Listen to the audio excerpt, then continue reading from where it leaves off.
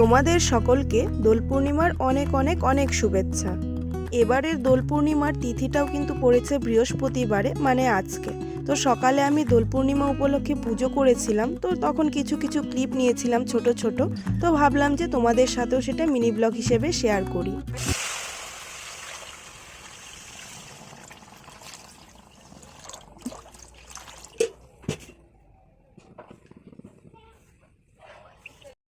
আজকের পুজোতে কিন্তু সেরকম কিছুই আয়োজন করিনি।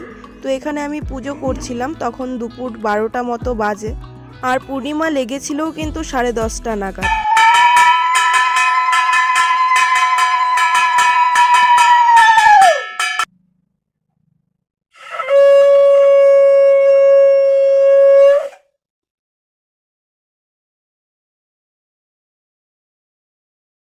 আজকে যেহেতু বৃহস্পতিবার আর সাথে পূর্ণিমাও ছিল, তো আমি এখানে লক্ষ্মীর পাঁচালি পড়েছিলাম।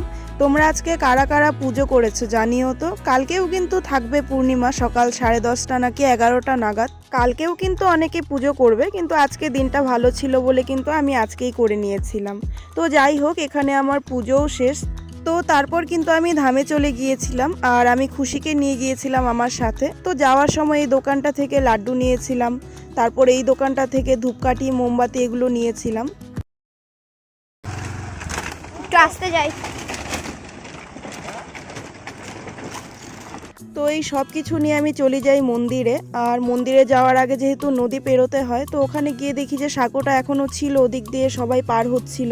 তো আমিও তো স্কুটি নিয়ে চলে গেলাম ওই পারে। তো দেখো, এই যে এটা হচ্ছে আমাদের মন্দিরটা। তো মন্দিরে ঢুকেই দেখি যে বড় পুরোহিতের সাথে আরেকজন অ্যাসিস্ট্যান্ট আছে। তো ওর নাম নাকি দুঃখীরাম। আসলে ওকে নাকি ওর মা বাবাকে পাওয়া যায়নি, ওকে মন্দিরেকে ছেড়ে গেছিল, ওর জন্য ওর নাম রেখেছে দুঃখীরাম। তো যাই হোক, এখানে আমি প্রসাদগুলো দিচ্ছিলাম থালাতে সব কিছু। মন্দিরে গিয়ে দেখি যে আরেকটা পরিবার ছিল, তো ওদের সম্ভবত মানসিক পুজো করিয়েছিল। তো তারপর আমিও পুজো করে নিলাম।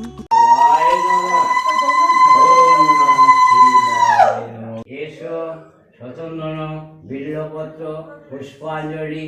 ওম মহাকাল ভৈরবায় নমঃ। ওম নমঃ শিবায়। বাবার মন্দিরে পুজো শেষ করে তারপর পাশেই মায়ের মন্দিরেও পুজো দিয়ে নিয়েছিলাম। তো তারপর পুজো শেষ করে চলে আসি সোজা বাড়িতে। তো দেখা হচ্ছে তোমাদের সাথে নতুন আরেকটা ভিডিওতে। আজকের জন্য বাই।